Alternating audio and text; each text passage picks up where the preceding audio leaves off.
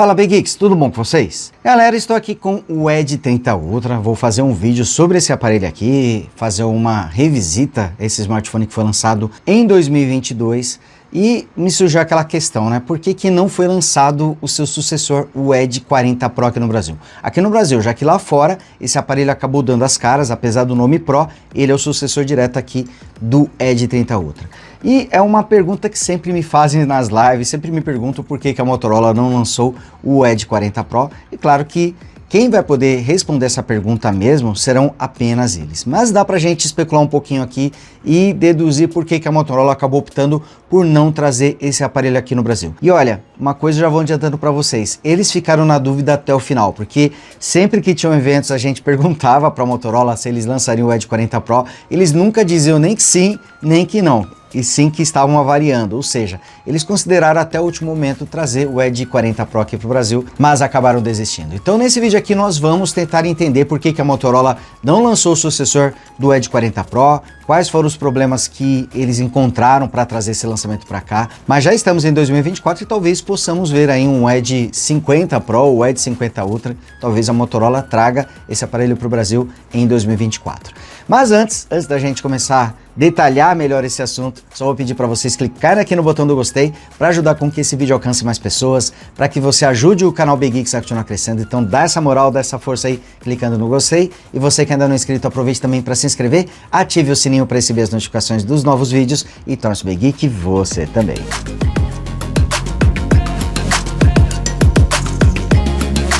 Bom, eu estou aqui em mãos com o Edge 30 Ultra, que é hoje o mais poderoso modelo da Motorola lançado aqui no Brasil. Ele está um pouquinho acima do Razr 40 Ultra, que traz o mesmo chipset Snapdragon 8 Plus Gen 1, porém esse modelo aqui traz 12 GB de RAM contra 8 GB do Razr 40 Ultra, mas no resto, em hardware, eles são até bastante parecidos. Então temos meio que um empate técnico, mas por uma pequena diferença, o Edge 30 Ultra acaba sendo um pouquinho mais poderoso, também vem com uma câmera principal de 200 megapixels, né? Então ele acaba se destacando mais nas suas características, traz também carregador de 125 watts na caixa. Então, por alguns detalhes, ele acaba sendo mais poderoso, apesar de que o Razr 40 Ultra chama mais atenção por ser um smartphone dobrável. Inclusive, o meu Razr 40 Ultra, ele estava aqui, estava no meu bolso e eu tenho usado ele como smartphone principal para poder fazer testes por mais tempo, né, com o smartphone dobrável da Motorola. Então o meu tá aqui, inclusive nessa cor viva magenta que é linda. Então o Razr 40 Ultra também está aqui comigo. Bom, e quais foram as diferenças, as mudanças em relação ao Edge 30 Ultra e ao Edge 40 Pro, o modelo que não foi lançado aqui no Brasil? Bom, ficou um pouquinho confuso porque o Edge 40 Pro na verdade é o sucessor do Edge 30 Ultra. A Motorola acabou mudando um pouquinho a nomenclatura, mas não existiu Edge 40 Ultra em 2023, somente o Edge 40 Pro, que é o sucessor direto, e que pelas especificações a gente vê que realmente é o sucessor aqui do Edge 30 Pro. Isso porque ele vem equipado com o chipset Snapdragon 8 Gen 2, traz até 12 GB de memória RAM, até 512 GB de armazenamento, mas provavelmente a Motorola teria lançado ele aqui no Brasil apenas na versão com 256 GB. A bateria tem 4.600 mAh, praticamente a mesma capacidade do Edge 30 Ultra, que tem 4.610 mAh, traria também o carregador de 125 watts na caixa e basicamente seria uma atualização de chipset e um visual diferente. Ele viria com o Snapdragon 8 Gen 2 contra o Snapdragon 8 Plus Gen 1 aqui do Edge 30 Ultra. Também passaria a trazer um vidro mais resistente, o Gorilla Glass Victus, contra o Gorilla Glass 5 aqui do Edge 30 Ultra. Ele também traria um vidro mais resistente, o Gorilla Glass Victus, contra o Gorilla Glass 5 aqui do Edge 30 Ultra. E ele também traria um visual um pouquinho diferente.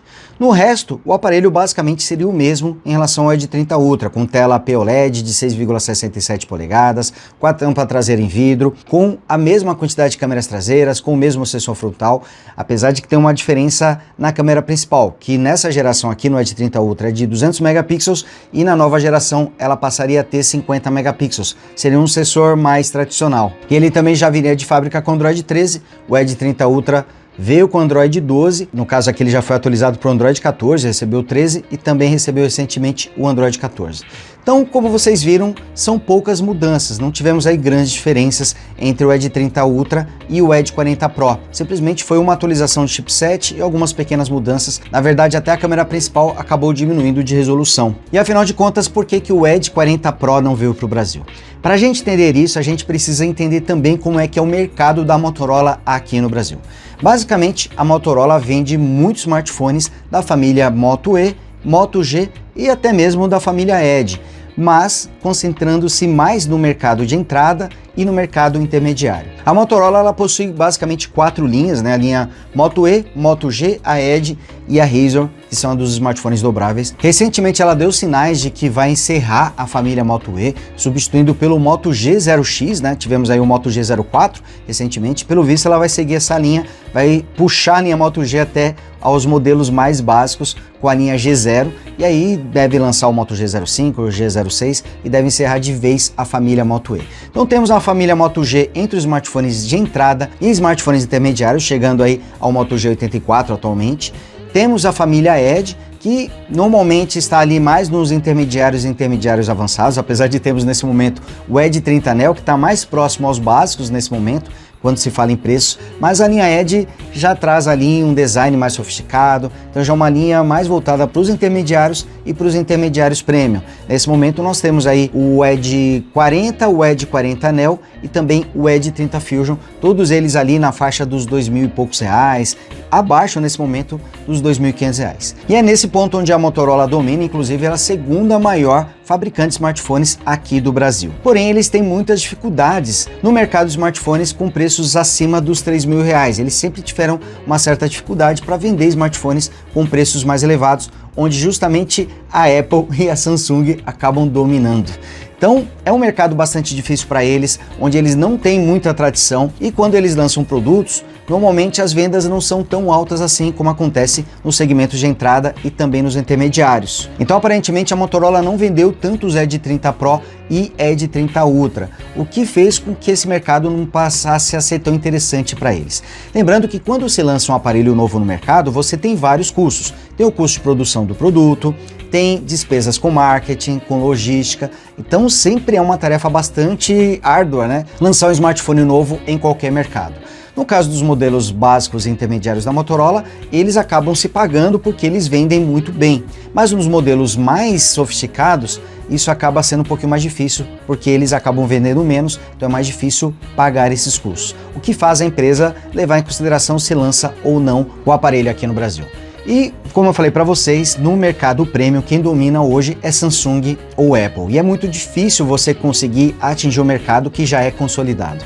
Para a Motorola conseguir fazer isso, ela tem que lançar um produto que seja muito melhor do que os concorrentes ou que seja muito mais barato. Na primeira opção, isso é bastante difícil porque ela vai ter que gastar muito dinheiro com pesquisa e desenvolvimento para trazer tecnologias mais avançadas do que os concorrentes. E claro que os concorrentes não vão ficar só olhando a Motorola trazer essas novidades, eles também vão procurar evoluir os seus produtos. E se eles forem para o lado de trazer um smartphone premium muito mais barato, eles terão mais dificuldades com margem de lucro, vão ter que diminuir a margem de lucro, vai demorar mais para eles conseguirem pagar o desenvolvimento do produto, então acaba não sendo também tão interessante. E em 2023 a Motorola usou uma estratégia um pouco diferente no segmento premium, oferecendo aí 2 smartphones dobráveis, o Razr 40 e o Razr 40 Ultra.